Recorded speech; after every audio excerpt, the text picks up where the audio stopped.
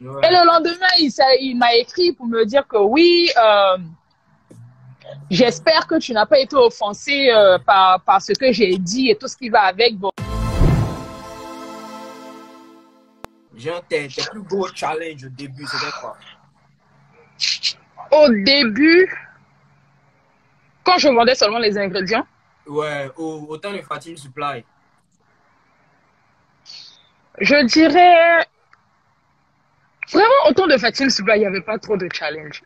C'est au fur et à mesure Donc, les que challenges, les c'est challenges maintenant. ont commencé. Oui, les challenges, c'est maintenant. Doucement, doucement, doucement, doucement. Les challenges, c'est maintenant, c'est plus maintenant. Parce qu'on n'est plus à juste mon petit groupe de personnes qui me connaissaient.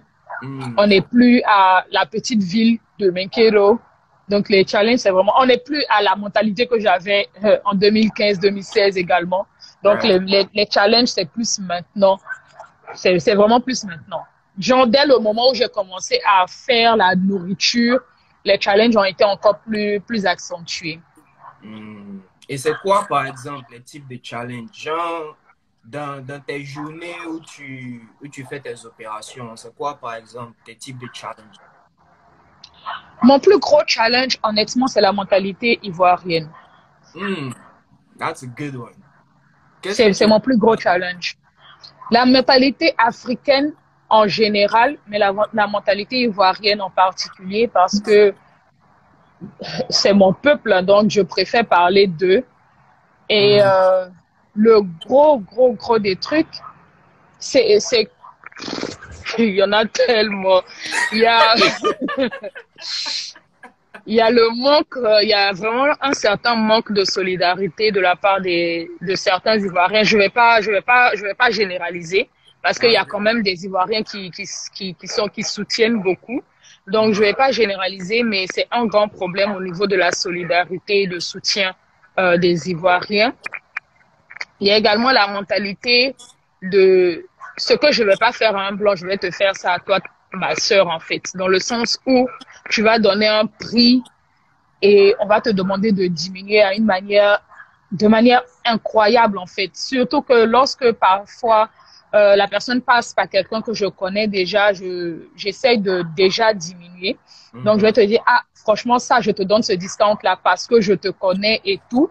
Mais Mhm. malgré le discount, la personne va te sortir de ses mots et tu te demandes, mais attends, genre, je fais pas ça for free, en fait. Je pense que les gens pensent que, quand par exemple, tu dis un plat est à 25 dollars, que tous les 25 dollars rentrent dans ta poche.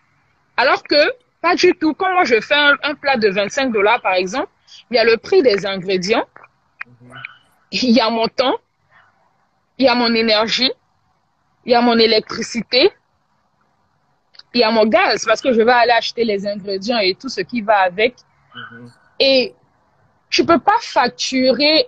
Parfois, honnêtement, tu perds même, en fait, dans certains plats. Tu perds dans certains plats, mais parce que tu te dis que tu vas pas facturer à 45 dollars le plat, par exemple, parce pour que ce soit quand même assez raisonnable, tu essayes de gérer ça comme ça. Mais quand après tout ça, on te demande de diminuer jusqu'à... Moi, honnêtement, diminuer même, c'est pas trop un souci. Ça peut être un souci où quand tu exagères, mais je veux dire que si tu connais la personne et tout, tu peux essayer d'avoir un certain rabais. Mhm. D'accord. Mais tu peux pas me sortir bon, je donne un exemple. La fois passée, il y a quelqu'un qui m'a contacté pour, par le biais d'un ami que je connais bien et tout. Donc, quand il m'a contacté et tout, je lui ai donné un certain prix. Il a aimé. Et c'était vraiment short notice. C'était, je crois, le jour ou la veille. Il a vraiment aimé et tout. Je lui ai C'était pour un délivré sa plat. nourriture pour plusieurs personnes, 10 personnes. Ok. Donc, je lui ai délivré la nourriture. Ils ont adoré. Ils m'ont fait signe pour le lendemain. Je dis, OK, il n'y a pas de problème. C'était genre, euh, c'était pour un riz gras au mouton ou un truc comme ça. Mhm. Genre, c'était riz gras en tout cas. Et maintenant, il a dit que il y a un de ses amis qui est vraiment intéressé et tout par par par le plat et tout, et qu'il voudrait au mouton. Donc, upfront, je lui ai dit que vraiment, le mouton, c'est cher. Donc, ça sera pas le même prix que, par exemple, si tu choisis du bœuf, ou ce sera pas la même chose que si tu choisis du poulet, par exemple, parce que le poulet, ici, on sait que c'est moins cher et tout. Ça sera vraiment pas le même prix. Donc, je suis upfront, je lui dis. Il me dit que non, lui, c'est un mouton, là, il veut. Il dit, OK, il n'y a pas de problème. Donc, je te donne le prix du mouton. Genre, combiné et tout. Il repart vers son ami qui essaye de commander. Il me dit que, ah, vraiment, le gars dit c'est trop cher et tout ce qui va avec. Je dis, OK, il n'y a pas de problème. Je peux descendre à un certain prix. Disons que j'avais dit $160. C'était pour plusieurs personnes. $160. Il me dit que non, est-ce que je peux faire ça à $120? Je dis que honnêtement, $160, c'est parce qu'il est passé par toi que je suis en train de te donner ça. Mais c'est pas grave. Vu que tu as déjà commandé chez moi et que tu m'as référé à quelqu'un d'autre, je peux essayer encore de diminuer. Je suis passé à $145. Il me dit non, de fait pardon, tout ça, tout ça. Je dis honnêtement, mon dernier, c'est $130. Sachant qu'il avait dit 120. Moi, je suis passé de 160 à $130. Il me dit non, de faire ça à 125. Je dis bon, franchement, je peux pas. Parce qu'à un moment, je me suis dit, je peux pas continuer à diminuer comme ça parce que ça dévalue au fait mon travail. Donc, je dis que non, je ne peux pas. Non, je ne peux pas, j'ai dit là. Le gars m'a sorti une phrase et j'étais juste, waouh, ok. Le gars me dit, ok, donc la personne va laisser. Je dis, ok, il n'y a pas de problème et que bon, j'espère que la prochaine fois, on va pouvoir s'entendre sur, on va pouvoir trouver un terrain d'entente. Le gars me dit,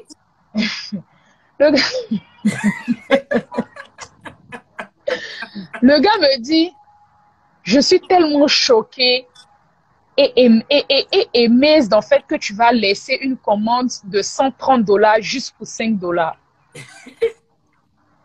Et je tombais des nues, en fait. Je me suis dit, mais attends. Je ne laisse pas une commande de $125 pour $5, en fait. Je trouve que c'est vraiment malsain de me dire ça pour quelqu'un qui a quitté de $160 à $130. Alors que toi, moi, j'ai diminué $30. Toi, tu n'as pas voulu augmenter $5 de plus. Et c'est toi qui vas venir me dire que c'est malsain et que tu es vraiment découragé et tout ce qui va avec. Je dis, mais attends, les $120 ou $125 que tu voulais me donner là, figure-toi que c'est pas un cadeau que tu me fais en fait. C'est pas comme si tu viens et puis tu me donnes $125 et puis je dis non, c'est trop petit, ajoute $130. C'est mon travail. C'est quelque chose que je vais faire. À la fin de la journée, oui, tu m'as donné $125 ou $120 ou peu importe le prix, mais je t'ai également fourni un service. Je t'ai donné de mon temps, je t'ai donné de mon énergie, je t'ai donné de la nourriture en fait. Je t'ai donné de la nourriture.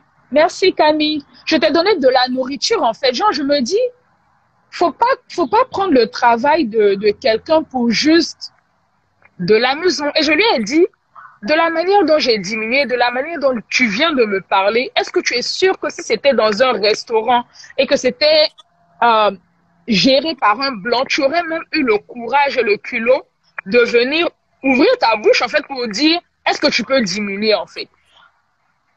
It doesn't make sense. Donc, je lui ai dit clairement ce que je pensais et je lui ai dit, ok, en tout cas, j'espère de manière très professionnelle, mais j'ai quand même fait passer mon message pour dire que c'est pas comme ça que ça se passe. Je sais qu'il s'est juste excusé parce qu'il voulait ajouter à sa commande. Mais bon, je lui ai dit que vu le nombre je suis pas très expérimentée, mais vu le nombre de temps que j'ai fait quand même dans ce business-là, je pense que il y a des trucs qui peuvent plus autant m'atteindre et que franchement, il n'y a pas de souci, mais qu'il soit mindful la prochaine fois qu'il essaye de commander chez des jeunes entrepreneurs, en fait, parce que les $125 ou les $130 pour 10 personnes ou plus, c'est rien, en fait. C'est absolument rien. C'est absolument rien, franchement. Donc, il y a ce genre de mentalité-là qui est vraiment un frein quand je parlais de non-soutien des Ivoiriens, c'est parce que, honnêtement, ma cible, ce ne sont pas les Ivoiriens. La plupart de mes clients ne sont pas Ivoiriens.